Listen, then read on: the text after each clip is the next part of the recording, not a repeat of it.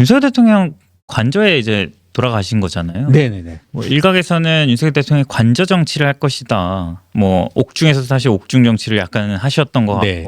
관저 정치를 할 것이다. 어떻게 보십니까? 정말 우려스러운 부분이고 자연스럽게 떠오르는 부분은 윤석열 대통령이 관저에서 보내는 생활이라고 하는 것이 저녁 일정한 시간이 되면 술자리가 마련되고 그 술자리에는 항상 여권의 주요한 인사들이 초빙이 되고 예. 그리고 그 다음 날에는 그 전날 술자리에 있었던 발언들이 그 여권 주요한 인사들의 입을 통해서 예. 확대 재생산되는 그런 시스템 아닙니까? 그러니까 저는 돌이켜보면 이제는 좀 속편하게 얘기할 수 있을 것 같은데 저에 대한 막 터무니없는 공격들, 말들, 발언들 이런 것들이 어떻게 나왔을까? 그 최초의 출발점은 그 전날 술자리이지 않겠냐. 유력 정치인들이 옛날 좋았었을 때 네.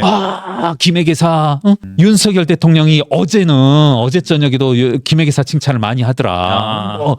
그게 다 뭐냐면 그 전날 술자리에서 그러더라. 김해기사에 대해서 뭐라고 좋게 이야기하더라. 예. 그랬었는데 이제 그 다음부터는 이제 그분들이 그런 말은 안 했었고 네네네. 다른 쪽에서 되게 극우 유튜버들을 통해서 내지는 또 주요 여권의 인사들을 통해서 원희룡 뭐 전 지사라든가 그리고 이철규 의원 예. 뭐 이런 분들이 저에 대한 발언들 뭐 그런 것들이 있었지 않습니까? 진중권, 김경률, 뭐 신지호, 함은경 이런 사람들이 한동훈의 최측근 실세로서 예, 뭐 비선그룹이 있다. 며칠 전에 함은경 뭡니까? 예, 네. 당협위원장은 만났습니다만 그 며칠 전 본 게 두 번째 본 거거든요. 네네네. 예. 그래서 둘 다 이제 서로 터무니없다라고 생각을 했는데 그런 이야기가 과연 누구한테서 나왔었을까? 그리고 원희룡 의원께서 계속 뭐 김경률 좌파, 진중권 좌파 뭐 이런 얘기 누구 입에서 처음 나왔었을까? 이런 것들이 또 저녁마다 여권의 주요 인사들, 중진 정치인들 모아놓고 이런 행각이 벌어진다라면 정말 국민으로서는 불행할 수밖에 없다. 예. 제발 그런 거 좀 끊어야 한다. 과연 근데 그렇게 좀 될지는 이제는 우리가 말할 수 있는데 여사의 어떤 그런 이제 광폭 행보, 예. 바람직스럽지 못한 광폭 행보 이제는 끊어야 될 텐데 과연 윤석열 대통령이 끊을 수 있을 것인가? 그래서 저는 윤석열 대통령이 관저로 돌아갔지만 구속이 취소됨으로써 저녁 술자리를 어떻게 끊을 수 있겠는지 예. 그리고 김건희 여사로부터의 어떤 광범위한 정치적 영향력을 어떻게 끊을 것인지 그것이 윤석열 대통령에 대한 어떤 과제이다. 예. 윤석열 대통령이 어떻게 관저 정치를 할 것인가 뭐 그런 미래 비전을 이야기할 것이 아니라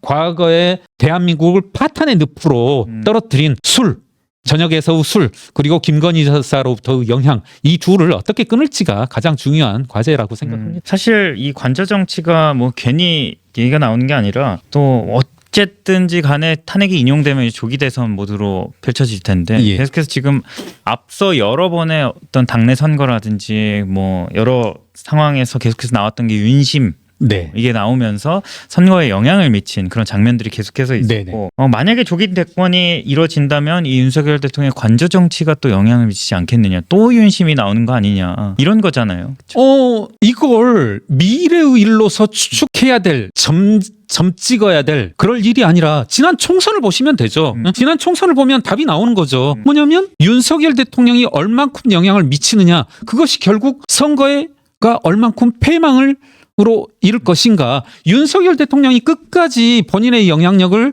행사하려고 하는 그런 시도 속에서 지난 총선은 뭐 지하실을 거쳐서 막장으로 치닫게 됐었지 않습니까? 예. 그래서 그런 미래의 예측 차원이 아니라 과거를 다시 한번 반복할 것인가 말 것인가. 제가 지금 한동훈 대표의 책 그거 지금 170쪽 한 금요일 기준 170쪽 있고 아직 못 읽었거든요. 근데 뭐 250쪽 정도 이제 저희가 하나 언급이 있다고 하는데 저는 사실 놀란 부분이 그거예요. 사실은 뭐 내용보다도 그리고 한동훈 대표가 저를 언급했다 이것보다도 저는 그게 대단히 위험한 게 저 아직 못 읽어봤습니다. 아직 못 읽어봤고 뭐 이제 뭐 방송의 진행자가 질문을 해서 이제 그걸 간접적으로 본 건 뭐냐면 대통령실에서 계속 김경률을 비대위원직에서 사퇴토록 종용하였다. 당시 또 저는 깜짝 놀란 게 뭐냐면 그 내용보다도 비대위원장이 비대위원을 그만둬라. 특히나 어떤 발언 때문에 그게 말이 저는 너무 황당무계하더라고요. 정말 용산 대통령실의 지적인 수준이, 정치적 자질이, 민주주의에 대한 인식 수준이 의심스럽더라고요. 정말 야, 저 정도로 막장이구나. 아니 제가 어느 누구를 두고 우리 뭐 PD님, 작가님, 누구더러 기자님 뭐 그런 말씀 하지 마세요. 그런 뭐 술자리에서는 할 수 있는 얘기고 그걸 종용할 수 있는지, 특히나 제가 맡고 있는 공당에서의 지위에 대해서 그만둬야 한다, 해야 된다, 그런 말을 할 수 있는지 정말 상식의 문제라고 생각하고, 저는 이거 문제되지 않습니까? 정치 개입 아닙니까? 예. 대통령실에? 과거 노무현 대통령의 탄핵 사유이기도 했었지 않습니까? 대통령실이 집권 여당의 정치에 개입하냐 마냐, 이거 제가 알기로는 이거 정치 곧바로, 개입이다. 예, 정치 개입이다. 예. 그래서 이거는 조금 심각한 사안이다라고 생각합니다. 예. 그러니까 뭐 윤석열 대통령 혹은 나아가서 대통령실의 어떤 자질을 논하기 이전에 심각한 법 위반이다, 이렇게 생각을 합니다. 뭐 한동훈 대표 직접 겪은 일이기 때문에 뭐 저도 아직 읽어보지는 않았습니다만 뭐 직접 겪은 것이기 때문에 어쨌든 대통령실에서 그런 요구가 있었다라는 거는 저는 저도 뭐 녹취가 있다거나 그런 건 아니지만 이건 명확히 그게 사실이다라면 저는 이건 대통령실의 당무 개입이고 불법이다. 윤석열 대통령이 당무 개입 논란이라고 해가지고 문제가 됐었던 거거든요. 예, 맞습니다. 이건 제가 부풀려서 그리고 뭐 일을 확대하려고 얘기하는 게 아니라, 당시 한동훈 당시 비대위원장이 이 여러 건에 대해서 윤석열 대통령에 대해서, 윤석열 대통령실에 대해서 그와 같은 발언, 그와 같은 행각은 당무 개입이다, 이런 식으로 못 박아서 상당히 이제 논란이 됐었던 사안입니다. 그런데 그 같은 책의 내용으로 본다라면 당무 개입을 확인한 내용이 아닌가, 이런 생각이 듭니다. 정리하자면 그러니까 윤석열 대통령은 뭐 관저 정치다 뭐다 논하기 이전에 최소한의 자기의 본분을 지키기 바란다. 그리고 여하튼 탄핵 결정을 앞두고 있는 신분이고, 그리고 피의자 신분으로 내란 혐의에 대해서도 재판을 받고 있는 만큼 신중하기 바란다. 예. 그게 바로 지금 윤석열 대통령이 뭐 정치 개입을 하는 순간, 내지는 정치 개입에 대한 논란이 되는 순간, 뭐 집권 여당의 재집권 이런 것들은 뭐 저 넘어 망각의 강을 넘어설 수밖에 없다. 뭐 이렇게 생각합니다. 그 구치소에서도 뭐 땡땡땡으로 나왔습니다. 땡땡땡이 국민 추천 후보가 돼야 된다, 그 말씀을 하셨다고 이제 좀 언론 보도가 있긴 했어요. 네. 윤석열 대통령이. 예. 그때부터 좀 윤심에 대한 우려가 많이 나오고 있는 상황이고, 그래서 이제 결국에 윤석열 대통령이 만약에 그렇게 한다면은, 아니 그렇게 하지 않더라도 석방된 것만으로도 지지자들이 굉장히 결집하고 있는 상황 아닙니까?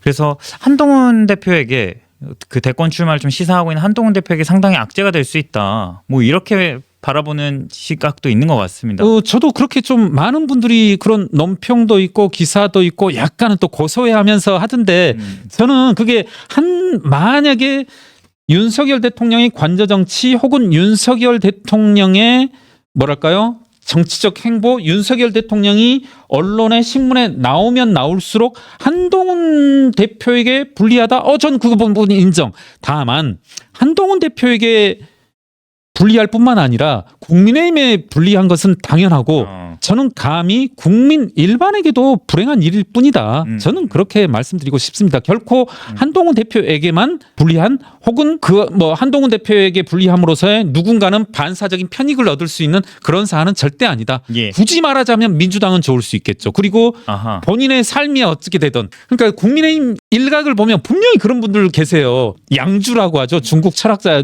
유명한 양주라는 분이 계시는데 그분이 이제 그런 발언을 했죠. 네트워크 하나를 뽑을지언정 세상을 이롭게 할 수는 없다. 그러니까 제가 드리려는 말씀은 뭐냐면, 한동훈이 죽을지언정 나는 내가 조금 불이익을 당하더라도 난 괜찮아, 버틸 수 있어. 뭐 그렇게 좋게 해석할 수도 있고, 나에게는 한동훈이 어떻게 되든, 한동훈이 내지는 그분들 사고에는 그런 것도 있어요. 국민의힘이 어떻게 되든 나는 다음 총선에서 당선만 된다라면 TK에서, PK에서, 영남에서 당대표에 의해서, 공천권자에 의해서 출마만 할 수 있다라면, 공천만 받을 수 있다라면 당의 미래, 국민의 미래는 전혀 상관없어라고 생각하시는 분들이 저는 제법 된다. 제발 그런 좀 편협한 시각은 버려달라. 국힘 모두에게 불행할 것이고, 뭐 말하자면 민주당에게 유리할 수 있다. 그런 이런 상황들이라고 말씀해 주셨고 어떻게 보세요? 한동훈 대표 어쨌든 비대위원을 또 같이 비대위를 같이 하셨기 때문에 좀 정치 복귀를 하고 나서 뭐 광폭 행보를 하고 있어요. 뭐 개헌도 네네. 얘기하고 있고 어떻게 좀 평가하고 계세요? 저한테 제발 좀 연락 좀 해주셨으면 좋겠는데 계속 맨날 핸드폰 보는데 연락은 전혀 안 오시네요. 답답합니다. 아닙니다. 뭐 저는 좀 잘하고 있다. 잘하고 계시다. 보니까 어저께인가요? 이 암호화폐 나중에 말씀드릴 기회가 있을지 모르겠는데 좀 저와는 조금 결이 많이 다른 부분도 있지만은 여하튼 한동훈 대표 특유의 어떤 논리 정연함 그리고 치밀한 논리 이런 것들은 알 수 있었고 책을 읽으면서도 그런 느낌이 들었어요. 말씀드렸듯이 한 절반 정도 170쪽 정도 읽었는데 저는 한동훈 대표의 책이라고 해서 그럴 줄 알았거든요. 어린 시절의 삶 그리고 이제 검사로서의 뭐 예를 들어 대기업 SK를 수사할 때, 삼성을 수사할 때, 그리고 특정 정치인 박지원을 수사할 때, 뭐 또 누구 윤상현 의원의 뭐 어떤 사건을 수사할 때, 뭐 그런 직간접적인 경험을 얘기할 줄 알았는데 그런 거 전혀 없이 책의 뭐 일부 이때 숫자 일부는 이 계엄 정국을 얘기했던데 저는 좀 개인적으로 놀란 부분이 뭐냐면. 예. 가끔 그런 얘기를 하잖아요. 한 개인의 삶을 서술함으로써 그 서술이 역사 전체를 아우를 수 있다라면 예. 그 사람의 삶은 뭐랄까요? 역사를 관통해내는 혹은 역사를 온몸으로 받아내는 그런 삶일 텐데 쭉 서술이 본인 중심으로 이루어져 있음에도 불구하고 예. 12월 3일 계엄 이후에 있었던 상황들을 모두 다 아우르는 걸 보면서 결과적으로 야, 이 사람이 좀 뭐랄까요? 삶의 한가운데에서 비켜서지 않는 삶 그리고 논리적으로도 잘 받아치는 그런 삶을 살지 않았나 그리고 본인의 어떤 특성들을 잘 나타내는 책이다 그런 생각은 했습니다. 혹시 오세훈 시장이나 홍준표 시장은 지금 이 상황에 있어서 좀 어떤 속내일까 되게 궁금합니다. 어쨌든 뭐 홍준표 시장 같은 경우에는 서울로 좀 이사를 해야겠다 이렇게까지 말씀하셨는데 또 뭐 최근에 보면 탄핵 기각돼야 된다 이렇게 말씀하셔서 약간 좀 두 가지 말씀이 좀 충돌하는. 홍준표 시장 같은 경우에 보면은 이제 장점 혹은 유일한 장점이라고 하는 게 이 본인의 속내를 숨기지 못하잖아요. 그러니까 이때 제가 숨기지 못한다라고 하는 것은 반대되는 어휘로라도 그러니까 홍준표 시장이 나는 출마 안 해. 대통령 선거에 출마 안 해. 그럴 때조차도 저는 그건 너가 꼭 출마하겠다라는 뜻이구나. 뭐 이런 식으로 잘 읽히잖아요. 그러니까 이 사람이 솔직하다기보다는 속내가 잘 비치는 거죠. 홍준표 시장은. 그런 의미에서 본다라면 뭐 탄핵이 기각되어져야 한다. 뭐 이런 말은 일종의 립서비스 아닌가. 립서비스임을 너무나 투명하게 보여주고 있다. 본인의 그간의 행보, 이 사람이 일주일 전, 2주일 전, 한 달 전에 했던 말과 행동들을 보면은 그걸 누가 액면 그대로 해석할 수 있겠습니까? 네. 저는 이제 기왕에 뭐 홍준표, 오세훈 시장 이렇게 말씀을 하시니까 오늘 한겨레가 오늘인가요? 어젠가 재밌는 기사를 썼더라고요. 명태균 측. 명태균도 아니고 명태균 측 이렇게 해가지고 한동훈 대표 만약 뭐 그런 제목만 사실 봤습니다. 뭐 요즘 제 솔직한 심정으로 한겨레는 뭐 기사를 읽을 필요가 있나 싶을 정도이던데 뭐냐면 명태균 측 입을 벌리면 그러니까 명태균이 이야기하면 한동훈 날아간다 뭐 이런 식으로 얘기했다는데 참 그런 것 좀 나왔으면 좋겠어요. 그러니까 연결고리가 뭐가 있어요? 그러니까 뭐 제가 봤을 때는 기사 안 읽어봤습니다. 뭐 기사에 뭐가 있을까? 뭐 읽어봐야 없을 것 같긴 한데 뭐 그게 있었으면 그런 식으로 끝났을 것이며 또 다른 기사들이 확대 재생산됐을 텐데 여하튼 많은 기대를 가지고 있는 한동훈 대표이니만큼 제 생각이 이제 이 사안과 관련해서는 오세훈 시장 그리고 홍준표 시장 모두 명태균 씨 사건과 관련해서 자유롭지 않은 만큼 그 부분이 이제 두 분에게 있어서는 좀 관건이지 않을까 하는 생각을 합니다. 이제 좀 저희 야권으로도 한번 넘어가 보겠습니다. 네. 이재명 대표 좀 연장돼 있는 얘기이기도 한데 지금 여권에서도 그렇고 야권에서도 그렇고 개헌 얘기가 많이 나오는데 대부분의 주자들이 개헌해야 된다라고 얘기하는데 이재명 대표만은 지금 내란 극복이 우선이다라고 조금 답변을 피하는 것 같아요. 이 장면은 좀 어떻게 보셨어요? 그러더라고요. 이 많은 정치 세력들이 있는데 이재명만 이제 개헌 언급을 피하고 내지는 개헌에 반대하는 듯한 그런 입장을 이야기한다라고 하는데 뭐 김문수 지사도 그렇긴 합니다만 예. 예. 어쨌든 이재명 대표가 상당히 유력한 주자로서는 네네네. 예. 좀 개헌 전 그래요. 저 개인적으로는 항상 참여연대 시절부터 주변에서 많은 개헌 논의를 봐왔던 만큼 예. 이게 국민들로부터 비롯되어져야 될 텐데 이게 사회의 소위 말하는 식자층으로부터 비롯되는 개헌 논의가 얼만큼 활발할 수 있을까. 적어도 그래서 저는 이 부분만큼은 이재명 대표 편을 살짝 들어주고 싶다. 아하, 살짝 한 20% 정도는 재미 삼아서. 예, 예. 아니 근데 저는 개헌 논의라고 한다라면 특히나 적어도 제 기억의 범위 내에서는 개헌 87년 소위 6공화국 이 개헌 논의의 가장 키포인트는 직선제였단 말입니다. 예. 기존 체육관 간선제에서 직선제로 바뀐 것이 어떤 6공화국의 핵심 내용이라고 저는 이제 얕으나마 이제 인지를 하고 있는데 그와 같은 직선제에 관한 어떤 문제의식이 없고 자기 손으로 뽑는다라는 그런 것들이 여하튼 간에 어떤 패단이 있든 간에 바뀌지 않나는 국민들이 어떤 뭐랄까요 개헌의 욕구를 느낄까 저는 좀 회의적이거든요. 지금 어쨌든 뭐 지금 그게 사실 실제 어떤 국민들 반응일 수도 있겠다는 생각 들어요. 사실 이게 정확히 뭐 여론을 알기는 좀 굉장히 어려운 내용이고, 그러니까 개헌이 필요하다는 거에는 대부분 공감하지만 정말 그거를 당장에 해야 한다 뭐 이런 거에서는 또 이론이 있는 것 같기도 하고. 종종 보면서 뭐 개헌 뭐 때문에 개헌해야 된다, 뭐 때문에 개헌해야 된다 하는데 가끔 보면은 그거는 그냥 법률 개정으로도 되는데 예. 이런 것들도 있더라고요. 선거법 개정해도 되는데 뭐 그런 것도 있는데 왜 자꾸 이렇게 일종의 거대 담론으로서. 참고로 문재인 정부 초기에 개헌 논의가 아주 이때요 활발했다 하면 자기들끼리. 그리고 이제 뭐 친정이긴 합니다만 참여연대에서도 뭐 개헌 TF 만들어가지고 계속 막 하고 했거든요. 근데 저는 계속 느꼈던 게 뭐냐면 저게 국민들한테 무슨 필요가 느껴지나 하는 거. 우리가 개헌이 안 이루어졌다고 뭐가 불편하지? 그리고 이야기하는 것 중에 하나가 저는 이제 조금 고깝게 느껴지는 거, 소위 말하는 뭐 86세대 뭐 6공화국 막 이렇게 하는데, 야 6공화국이 어떤 피로해졌다, 6공화국의 한계 이런 거 하는 건 니들 86세대 니들의 문제이고 니들의 자질의 문제이지 그게 어떤 국가 권력 거대한 어떤 행정 체계의 문제이냐. 자꾸 니들이 바보이니까 니들이 권력을 이따위로 니들이 사적 욕구를 위해서 권력을 행사하는 과정이 20년 30년 늘어지면서 우리나라의 민주주의 정체가 이렇게 피폐해졌을 뿐이지 니들로 인해서 그렇게 됐을 뿐이지 이게 과연 헌법의 문제인 건지.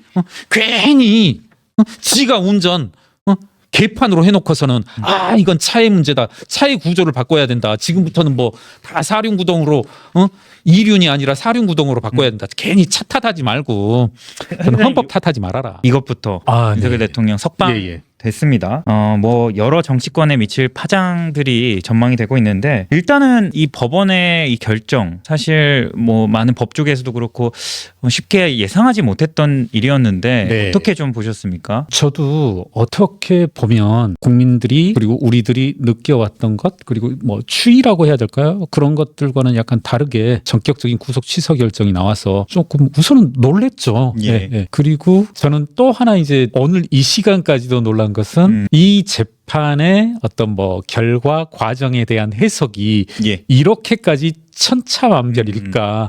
사람마다 다르고 내지는 이제 읽다 보면 이 시간까지 제가 쭉 언론사별 기사 뭐 여러 사람들의 SNS 글 다 읽어보면 모두 다 어떤 자기의 어떤 소망 이런 것들이 투영됐다고 할까. 정말 각양각색이다. 참 어렵습니다. 사실 그 2016년 17년 이때 박근혜 대통령 때 생각해 보면 이 정도로 좀 국론이 분열되고 또 주장이 각각 이렇게 또 힘을 얻는 이런 상황은 아니었던 것 같은데 확실히 좀 다른 그런 모습은 있는 것 같아요. 많이 다른 것 같아요. 네. 네. 그리고 이제 또 한 가지 법원에서 지적을 했던 게 그 공수처와 관련된 여러 논란들에 대한 지적이었던 것 같습니다. 예. 결국에 법원의 말은 이제 절차의 명확성을 기하고 네네. 또 수사 과정의 적법성에 관한 의문의 여지를 해소하는 것이 바람직함으로 구속 취소 결정을 함이 상당하다라고 네. 한 네. 거죠. 사실 공수처 관련해서 사실 논란들이 굉장히 많았기 때문에 윤 그렇죠. 대통령 측에서도 이번에 지적을 많이 했고 이 구속 취소 관련해서도 예. 그거를 법원에서 어느 정도 좀 해소할 여지가 있다라고 봤는데 이 부분 또 어떻게 보셨는지. 여하튼 공수처가 많은 문제점을 양산해 냈잖아요. 예. 똥을 많이 퍼질러 놨잖아요. 네. 결국은 그런 것들 중에 하나이지 않나. 공수처가 남겨놓은 그런 것들이지 않나. 물론 이제 경우에 따라서는 보는 사람들은 이게 공수처가 그런 게 아니라 검찰이 시간을 끌지 않았으면 이건 회피할 수 있는 문제였다. 그런데 이제 저는 생각이 드는 게 민주당 쪽에서 문제 삼는 건 공수처가 이첩을 했고 곧바로 검찰이 이렇게 공소 행위를 했었으면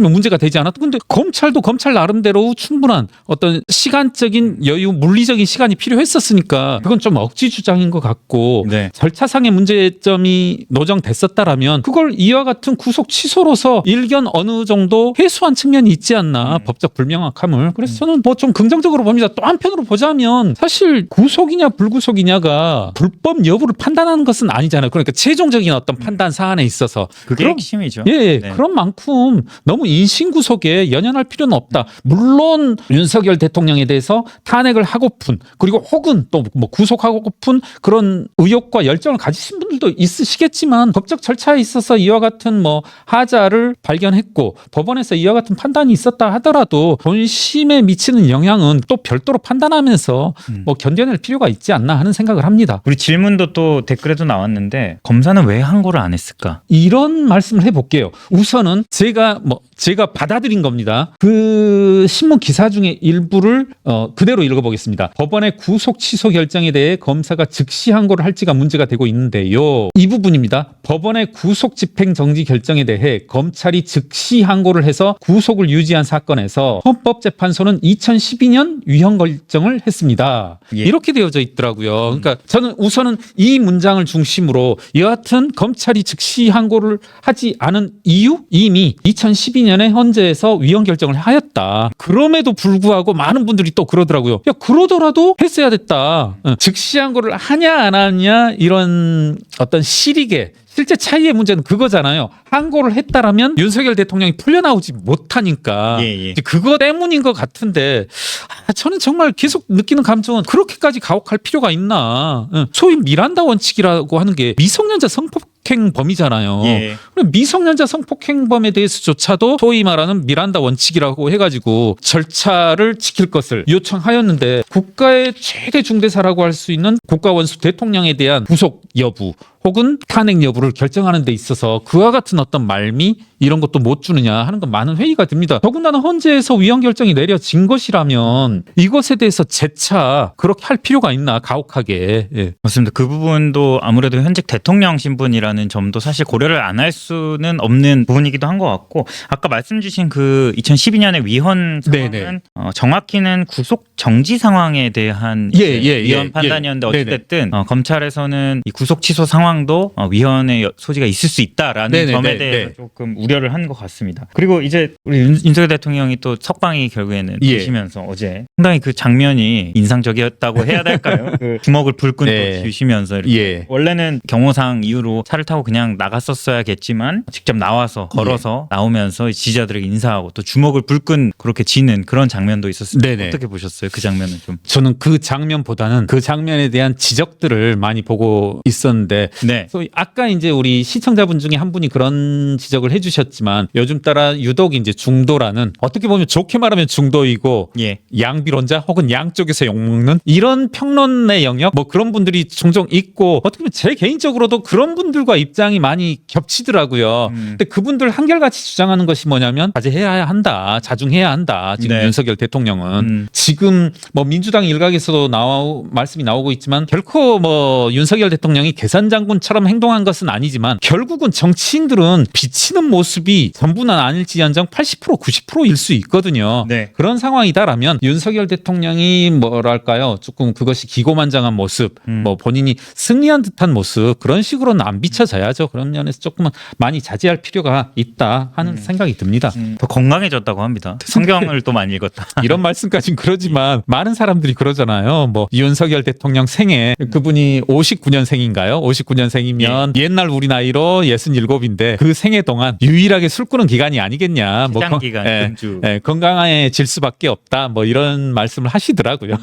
성경을 많이 읽었다 이런 거는 좀 그 어떤 강성 이제 어떤 기독교 지지층의 어떤 어필을 하는 거다 이렇게 볼 수도 있을까요? 그런 걸 수도 있겠고 제가 아는 범위 내에서는 이거 주변에 전과자가 많이 있다 보니까 감옥에 반입될 수 있는 책의 개수가 제한이 있잖아요. 제가 알기로는 예전에는 3권이었고 요즘은 어쩐지 모르겠는데 예. 그 권수 제한에서 자유로운 게 이제 성경책으로 알고 있습니다. 그러니까 조금 가장 쉽게 접할 수 있는 그런 책이 아니었나. 성경책은 한 권 안에 66권이 다 들어있기 때문에 그렇죠.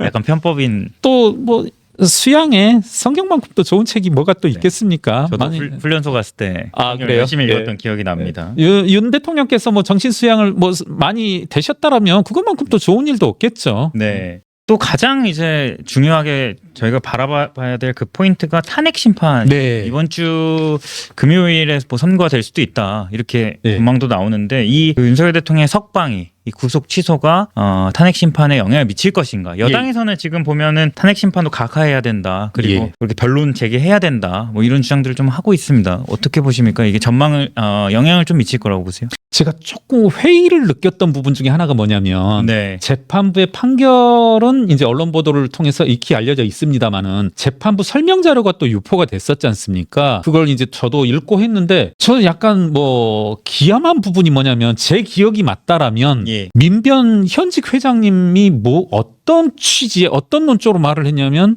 이 날짜 기산에 있어서의 문제로 구속 취소를 했을 뿐이지 다른 문제에 있어서는 재판부가 뭐 다 받아들였기 때문에 특히나 뭐 이 공수처의 수사 범위라든가 이런 거에 대해서는 별다른 반론이 없었기 때문에 최종적인 판단, 뭐 헌재의 판단 그리고 예를 내란죄에 대한 판단에 있어서는 크게 영향을 미치지 않을 것이다. 뭐 이런 식의 의견들이 그분뿐만 아니라 다른 민주당 의원들 그리고 민주당 쪽 법률가들이 많이 얘기하시던데 이제는 어떻게 보정됐는지 모르겠습니다만은 그 재판부 설명 자료 보면 그 부분 그대로 한번 읽어보겠습니다. 재판부 네. 설명 자료 2번. 그 밖의 사정에 의하더라도 구속 취소 사유가 인정되는지 여부. 즉 이 말씀 무슨 말씀이냐면 날이냐 시간이냐 이것을 논외로 하더라도 구속 취소가 되느냐 안 되느냐 이것에 대해서 이제 판단을 내립니다. 판단 설령 위와 달리 구속 기간이 만료되지 않은 상태에서 공소가 제기된 것이라 하더라도 구속 취소 사유가 인정된다고 판단된다. 지금 무슨 말씀이냐면 지금 혹여라도 날짜냐 시간이냐 이것으로 시비를 하고 또 그것에 대해서 반론을 하는 측 혹은 뭐 지금 이제 미리 예견한다라면 민주당 측에서 주장한다 하더라도 너희들 주장을 받아들인다 하더라도 재판장인 나는 구속 취소하는 것이 맞다라고 본다. 그러면서 그 이유를 뭐라고 했냐면 피고인의 변호인들은 다음과 같은 사정을 들면서 피고인에 대한 구속이 위법하다는 주장을 하고 있다. 네. 한번 조금은 길지만 읽어볼게요.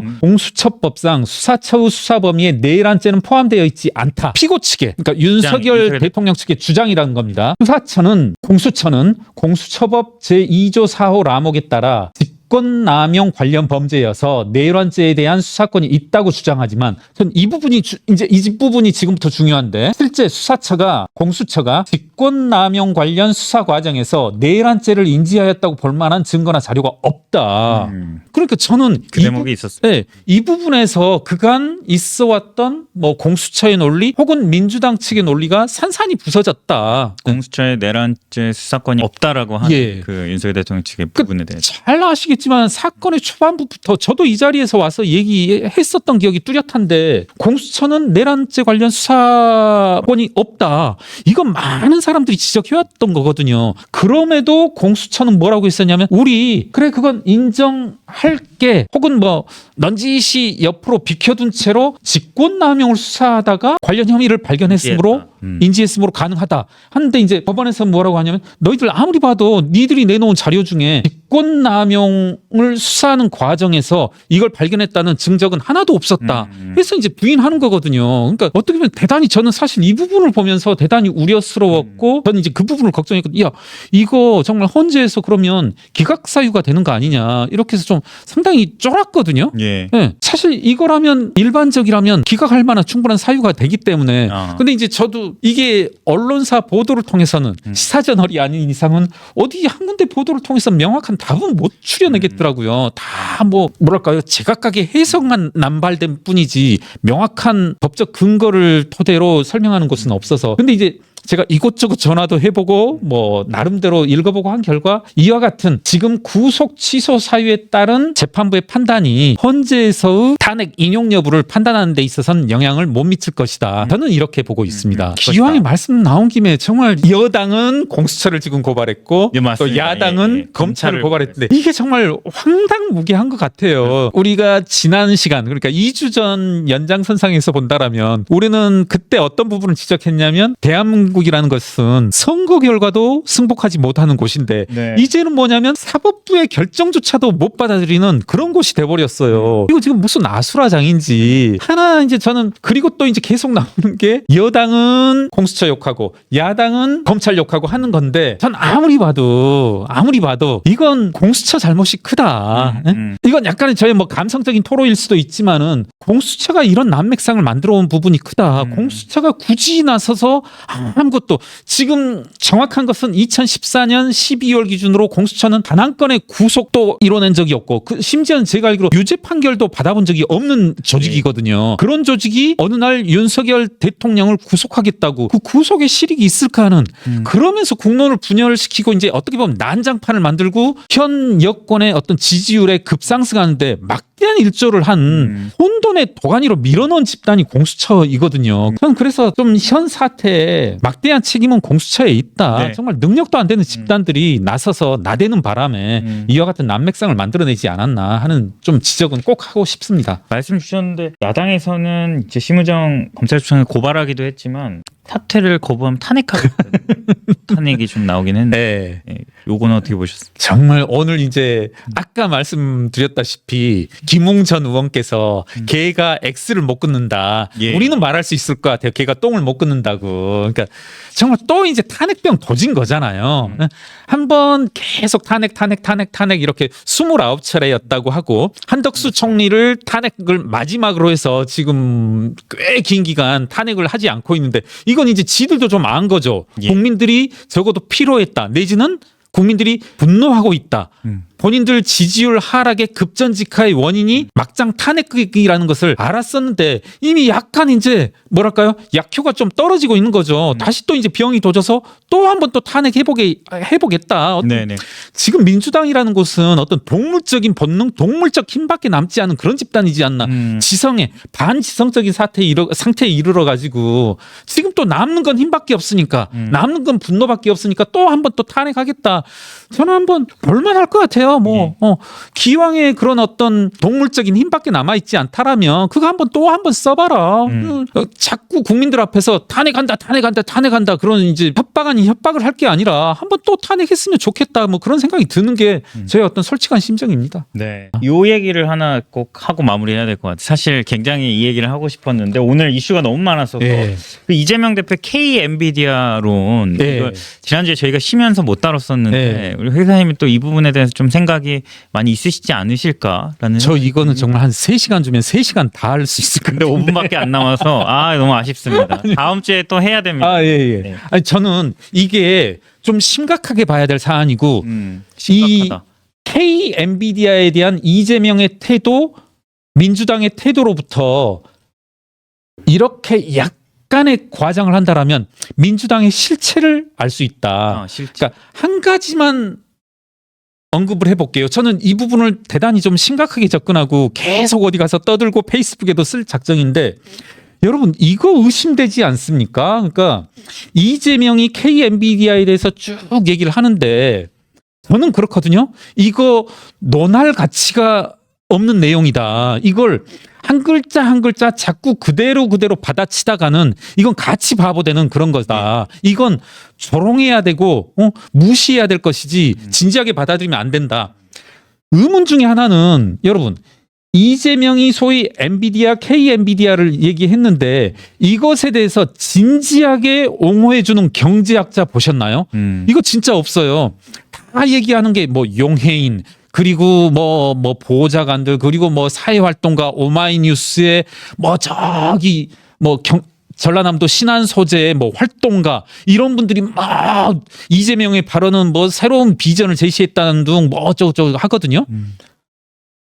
한마디로 다 이제 개소리인 거고 경제학자 중에 진지하게 누구도 얘기한 사람 있는지 이게 뭘 의미하냐면 저는 여러분 한번 제가 약간 오버스럽게 얘기해 볼게요. 문재인 정부 이후로 문재인 정부에서 진지한 경제학자가 경제 관료로 임용된 적이 있는지 목소리 낸 적이 있는지 제가 아마 신문 기사 찾을 수 있을 건데 이 연장선상에서 며칠 전 기사 나중에 제가 하나 찾아서 올려드릴게요. 예, 오늘은 조금 시간이 짧아서 민주당이 이 소위 말하는 모피아 기획재정부 관료들과 뭐 전면전을 할 것이다 인사라든가 이런 정책에 대해서 왜 이 사람들은 모피아 기재부 관료들을 싫어할까? 저 역시도 기재부 관료 누구보다 싫어하고 뭐 합니다만 다음 시간에 얘기하겠습니다만은 민주당은 참 묘하게 싫어해요. 그러니까 오늘은 뭐 예고편식으로 말하자면 왜 민주당 주변에는 진지한 경제학자들이 발을 붙이지 못하는가?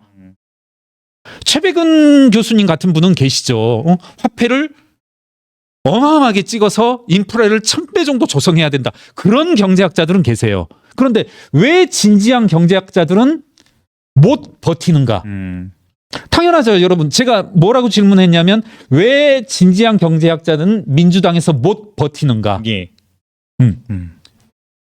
자, 진지한 경제학자가 있어서 한번 이런 식으로 예를 들어볼까요? 한번 저도 겪었던 경험으로 이런 거 한번 얘기해 볼게요. 적절한 예일지 모르겠습니다만은 예를 들어 이건 민주당 류라고 할게요. 어느 공익법인의 한 수십억, 10억 안팎하는 그런 재단 규모입니다. 여기에 사회복지재단이 10억 혹은 20억을 출연했어요. 어떤 사건과 관련돼서 말하면 이제 금방금방 알 텐데. 네. 그리고서 그 10억, 20억을 출연한 복지재단의 요구는 단 하나였어요.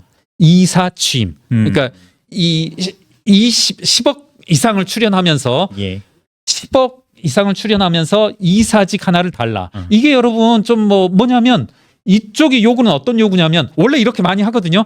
제가 김경률이라는 사람이 뭐 요즘 그런 이야기 많이 나오니까 엔비디아 같은 기업을 키우고 싶어서 제가 이제 재력가이니까 시사 벤처라는 회사가 있어서 거기에 100억을 투자한다.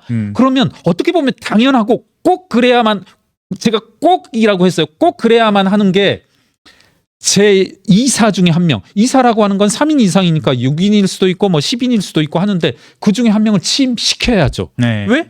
내가 100억을 투자했는데 이 회사에 그러면 3명 중에 한 명으로 6명 중에 한 명으로 가서 어떻게 이루어지는지 사회이사 성격으로라도 감시를 해야죠. 그게 당연한 거죠. 그런데 이게 안 된다는 거죠. 민주당류에서는. 그때 제가 저도 감사로서 있었는데 저는 그래 그런 요구를 하면 들어줄 수 있고 그때 이사가 몇 명이었냐면 10명 가까이 되거든요. 저는 될 수 있겠다 했는데 한 명이 이런 지하에 발언을 먼저 하더라고요. 그런 턱도 없는 요구를 하냐. 어디 감히 우리 조직에 그깟 또 몇십억 가지고 출연했다고 이사직을 달라고 하냐. 이게 하고 그다음 이제 이사회 때 갔더니 이제 깨갱한 거죠. 그러니까 제가 말씀드리려고 하는 것은 민주당 혹은 민주당류 이재명 주변에서는 건전한 경제학자의 상식적인 시각이 발을 붙일 수 없다. 그렇기 때문에 이재명의 K-엔비디아라고 하는 한 구절 논평할 가치조차 없는 헛소리의 만연함을 국민들이 다 배겨내야 되는 거죠. 그러니까 진지하게 들으실 필요 없다.